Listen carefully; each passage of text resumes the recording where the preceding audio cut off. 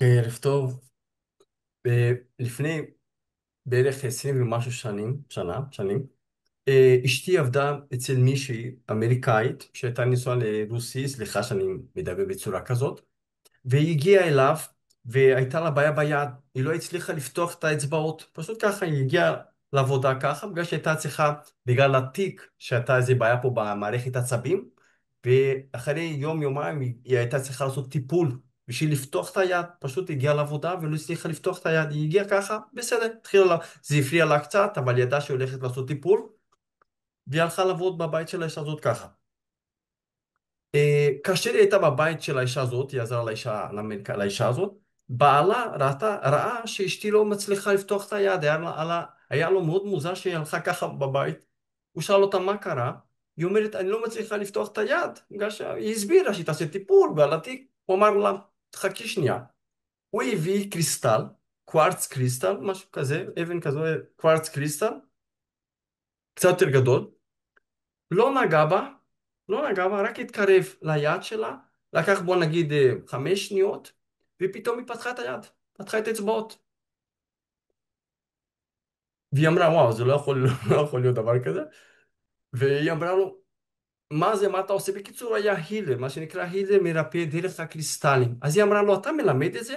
הוא אמר, אני אף פעם לימדתי, אבל למה את שואלת? בעלי הוא מאוד סקרן, הוא ישמח לדעת איך עושים את זה, מה הדבר הזה? הוא אמר, תגידי לו שיתקשר אליי, אנחנו נעשה איזה פגישה. בקיצור, ככה הגעתי לאיש הזה, איש מאוד מאוד מדהים, והסיפור שלו, שהייתה לו בת, שהייתה לה מחלה, אני לא זוכר איזה מחלה מאוד מאוד רצינית, והרופאים אמרו לו שאין מה לעשות. והוא כאבא, הוא היה במצב מאוד מאוד קשה בברית המועצות לשעבר, והוא פגש מישהו שמלמד קריסטלים, הוא אומר, אני חייב לעשות משהו, והוא התחיל ללמוד, להשתמש בקריסטל בשביל לרפא את הבת שלו. וזה מה שהוא עשה והוא הצליח לרפות את הבת שלו. אמרתי לו, איך זה עובד? אתה יכול ללמד אותי? אז הוא נתן לי 2, 3, 4 שיעורים מאוד מעניינים, מאוד מעניינים, איך זה עובד בגדול. הוא הסביר לי בגדול איך זה עובד, אבל מה שאני רוצה לספר לכם פה, זה 2 חוויות שעברתי איתו תוך כדי הלימודים האלה. אחת החוויות זה אני עבדתי בארכיאולוגיה, אני עובד עד היום בארכיאולוגיה, בתחום של ארכיאולוגיה, הגעתי מהשטח, הייתי בבקעה במקרה הזה, כמה ימים, והתנפח לי פה כדור בעין. אני חושב שזה בא מלכלוך, כדור בתוך העין, ממש כדור. הגעתי אליו, הוא אמר לי, בוא, מה יש לך פה בעין? זה לא היה לכלוך, זה משהו בו בתוך העין, ככה גדול.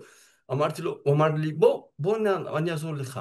הוא אמר, תעמוד פה מול המראה, הייתי מול, אני הסתכל על עצמי במראה, הוא בא מהצד עם הקריסטל, ואמר, תסתכל על העין שלך. תוך כדי שאני מסתכל על העין שלי, אני רואה את הכדור נעלם. תוך כדי שאני מסתכל על העין שלי במראה, הוא רצה שאני אראה את זה. ובתוך אני רואה, הכדור נעלם, לקח בו 20 שניות, נעלם הכדור. אז זה משהו שלא לא שכחתי. אוקיי, המשכנו ללמוד, אחרי פגישה שנייה או שלישית, הגעתי אליו, כמו תמיד אחרי עבודה. מאוד מאוד מאוד מאוד עייף. בדרך כלל בתחום של ארכיאולוגיה אנחנו מתחילים מאוד מוקדם. הגעתי אליו מאוד עייף, והוא הרגיש שאני מנסה להתרכז, היה לו ספר, קראנו בספר, למדנו בספר, ניסיתי להתרכז, והוא רואה שאני מתחיל כאילו להירדם, היה לי קשה, הוא אמר לי, תחכה שנייה. הוא הביא כוס מים ממש כך מהמים, אני ראיתי, וכיוון את הקריסטל על המים, ככה, 5 שניות, 3 שניות, 5 שניות, אמרתי, שתה את המים. שתיתי את המים, ואתם לא תאמינו, אני פתאום התעוררתי לעולם, כאילו, לא יאומן. הוא אמר לי, זה רק עשית איזון של אנרגיות בגוף שלך, ופתאום הכל כאילו חזר כמו שצריך. ו, ובגדול, זה אלו 2 החוויות הגדולות שהיו לי איתו, וזה מה שרציתי להעביר לכם את זה. תוך כדי הלימודים הוא גם לימד אותי מה קורה פה, בעצם הוא רצה להגיד לי שאיך זה עובד.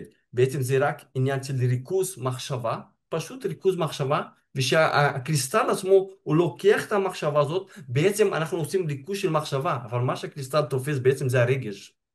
הכוח פה זה הרגש. ודרך הרגש הוא לוקח ומגביר, קווארץ קריסטל, הוא מגביר כאילו את המחשבה, הוא מגביר את האינטנשן שלו, את המטרה שלו לבן אדם. הוא לא יודע איך זה עובד, גם לא חשוב איך זה עובד, הוא רק יודע שזה עובד. אז בקיצור, זה רק עניין של פוקוס למטרה והכוונה להירפא. וזה מה שהוא עשה איתי פעמיים, וזה באמת, עד היום אני זוכר את זה כמשהו מאוד חזק ומאוד מאוד מעניין, ובאמת, זה מה שרציתי להעביר לכם, את העניין של הקריסטלים.